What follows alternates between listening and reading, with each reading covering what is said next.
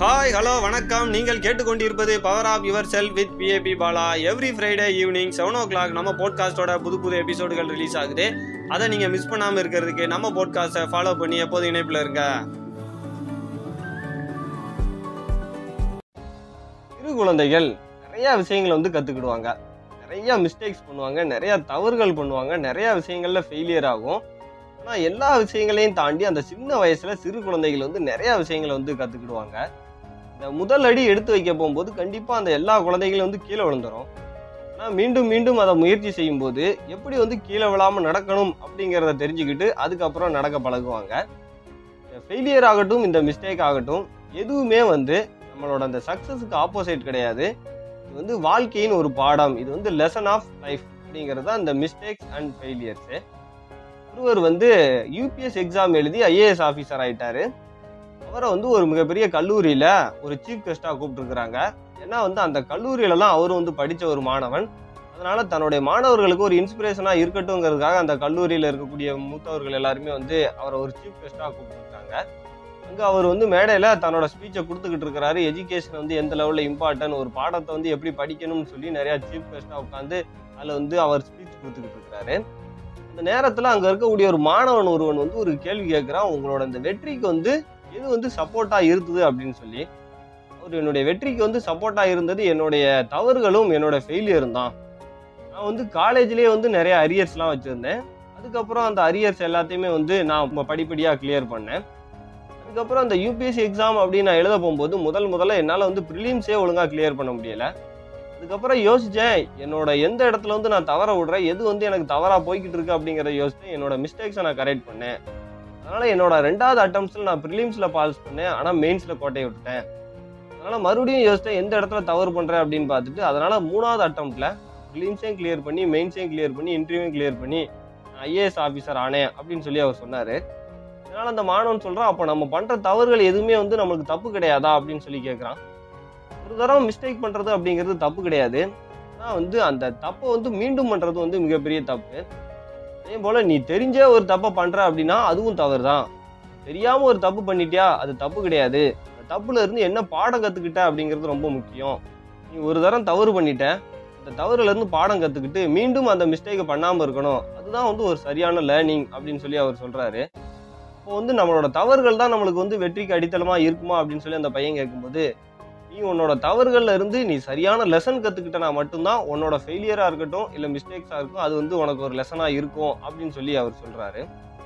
ஒரு மாணவனா இருக்கட்டும் இல்ல யாரா இருக்கட்டும், ஒரு ஸ்கூல்ல இருக்கட்டும் இல்ல காலேஜா இருக்கட்டும், ஒரு எக்ஸாம்ல ஏ கிரேட் வாங்கணும் அப்படின்னா அவன் என்னதான் படிச்சுக்கிட்டே இருந்தாலும் சரி, திடீர்னு அவன் பி கிரேட் வாங்கிட்டான் அப்படின்னா அது ஒரு ஃபெயிலியர் கிடையாது, அது ஒரு லெசன். ஏன்னா அவன் ஏ கிரேட் வாங்கணுங்கிறதுக்காக படிக்கிறான். ஆனால் அவனுக்கு பி கிரேட் வாங்கியிருக்கு அப்படின்னா அவன் ஏதோ ஒரு மிஸ்டேக் பண்ணியிருக்கான், இல்லை ஏதோ ஒரு விஷயத்த தவற விட்டுருக்கான். அது என்ன தவற விட்டான், என்ன மிஸ்டேக் அப்படிங்கிறத அவன் ஃபைண்ட் அவுட் பண்ணான் அப்படின்னா கண்டிப்பாக அவனால் ஏ கிரேட் வாங்க முடியும்.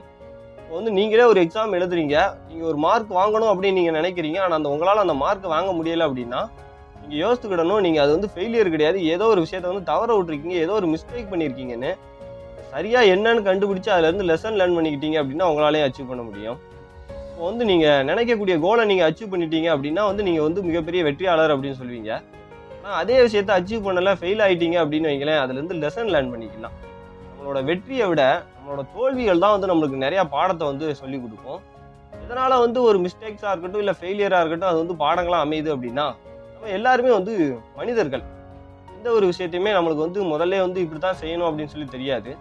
ஆனால் முதல்ல ஒரு விஷயத்த செய்வோம், ஆனால் அந்த விஷயம் சரியாக வந்திருக்காது. அதில் வரக்கூடிய மிஸ்டேக்ஸ் எல்லாம் பார்த்துட்டு அதுக்கப்புறம் அதை செய்யும்போது சரியாக செய்வோம். இப்படித்தான் அந்த எடிசன் கூட அந்த பல்பை கண்டுபிடிச்சிருப்பாரு. எத்தனையோ முறை போராடி அதுக்கப்புறம் கண்டுபிடிச்சிருக்கிறாரு. இங்கே ரொம்ப இம்பார்ட்டண்டான விஷயம் என்ன அப்படின்னா, நம்மளோட அந்த மிஸ்டேக்ஸாக இருக்கட்டும் இல்லை ஃபெயிலியராக இருக்கட்டும், நம்ம எந்த கோணத்தில் பார்க்குறோம் அப்படிங்கிறது ரொம்ப இம்பார்ட்டன்ட். நீங்கள் பார்க்கக்கூடிய கோணம் சரியாக இருந்தால் தான் அது மிஸ்டேக்ஸ் கிடையாது, ஃபெயிலியர் கிடையாதுன்னு உங்களுக்கு தெரியும். நீங்கள் இது ஒரு லெசன் அப்படிங்கிறத புரிஞ்சுக்கிட்டீங்க அப்படின்னா அந்த மிஸ்டேக்ஸும் ஃபெயிலியரும் உங்களுக்கு பெரிய விஷயமா தெரியாது. ஆனால் அதுவே நீங்கள் லெசன் அப்படிங்கிற கோணத்தில் பார்க்கல அப்படின்னா அதுவே உங்களுக்கு ஒரு எண்டு மாதிரி தெரியும். நான் ஃபெயிலியர் ஆகிட்டேன், இது ஃபெயில் ஆயிடுச்சு அப்படின்னு சொல்லி ஒரு எண்டு கார்டு மாதிரி ஆயிரும். ஆக்சுவலாக அது ஒரு எண்டு கிடையாது, அது ஒரு முடிவு கிடையாது, அது ஒரு ப்ராசஸ், அது ஒரு பார்ட் ஆஃப் ஜேர்னி. அதனால் நீங்கள் அந்த லெசன் என்ன, அந்த மிஸ்டேக்கில் வரக்கூடிய லெசன் என்ன, அது என்ன அப்படிங்கிறத ஒரு பெர்ஸ்பெக்டிவ் நீங்கள் பார்க்கக்கூடிய கோணம் வந்து சரியாக இருந்தது அப்படின்னா அதில் இருக்கக்கூடிய லெசனை வந்து நீங்கள் லேர்ன் பண்ணிக்கலாம். ஏன்னா நம்ம சின்ன வயசில் வந்து நிறைய லெசன் லேர்ன் பண்ணுவோம். எவ்வளோ சின்ன வயசில் நம்ம எத்தனையோ தவறுகள் பண்ணியிருப்போம். சைக்கிள் ஓட்டும்போது கீழே விழுந்திருப்போம், நடக்கும்போது கீழே விழுந்திருப்போம், ஓட்டப்பந்தயத்தில் கீழே விழுந்திருப்போம். எல்லா இடங்கள்லையும் வந்து நம்ம வந்து லெசன் லேர்ன் பண்ணியிருப்போம்.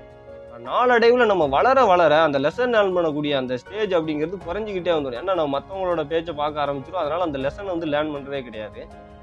ஈவன் ஒரு பையனாக இருக்கட்டும் இல்லை ஒரு பொண்ணாக இருக்கட்டும், எனக்கு பிடிச்சவங்ககிட்ட போய் ஒரு ப்ரப்போஸ் பண்ணுறாங்க அப்படின்னா அந்த பையனோ பொண்ணோ வந்து அக்செப்ட் பண்ணலை, ரிஜெக்ட் பண்ணிட்டாங்க அப்படின்னா வந்து அது ஒரு ஃபெயிலியர் கிடையாது. ஃபர்ஸ்ட் இது ஒரு லெசன். நீங்கள் வந்து யார் மேலே வந்து அந்த அன்பை செலுத்தணும், யாரை வந்து நீங்கள் கேர் பண்ணணுங்கிறத வந்து தவறாக சூஸ் பண்ணியிருக்கீங்களே தவிர அது வந்து ஒரு ஃபெயிலியர் கிடையாது. அதுலேருந்து லெசன் லேர்ன் பண்ணிக்கிட்டு யார் மேலே அன்பு செலுத்தணும் இல்லை யாரை வந்து நீங்கள் அதிகம் கேர் பண்ணணும் அப்படிங்கிறத நீங்கள் தெரிஞ்சுக்கிடணும். லைஃப்பில் வந்து இழப்பு அப்படிங்கிறது எதுவுமே கிடையாது. எல்லாமே வந்து லெசன், எல்லாமே வந்து பாடங்கள் தான். வாழ்க்கையில் வந்து ஃபெயிலியர் அப்படிங்கிறது எதுவுமே கிடையாது. எல்லாமே ஆப்பர்ச்சுனிட்டி தான். நீங்கள் செய்யக்கூடிய ஒவ்வொரு விஷயங்களும் உங்களை அடுத்த லெவலுக்கு கொண்டு போகத்தான் செய்யப்படுது. வாழ்க்கையில் பிரச்சனைகள் அப்படின்னு எதுவுமே கிடையாது. எல்லா பிரச்சனைகளுக்குமே சொல்யூஷன் அப்படிங்கிறது இருக்கும். ஏன்னா வந்து எந்த ஒரு பூட்டுமே வந்து சாவி இல்லாமல் உருவாக்கப்படுறது கிடையாது. வாழ்க்கையில் வரக்கூடிய ஃபெயிலியராக இருக்கட்டும் இல்லை மிஸ்டேக்ஸாக இருக்கட்டும், எல்லாத்துக்கும் பின்னால் ஒரு லெசன் இருக்குது. இந்த லெசன் என்ன அப்படிங்கிறத தெரிஞ்சுக்கிட்டோம் அப்படின்னா ஆட்டோமேட்டிக்காக நம்மளால் வந்து ஈஸியாக சக்ஸஸ் ஆயிடலாம். நீங்கள் செய்யக்கூடிய தவறு கிடையாது.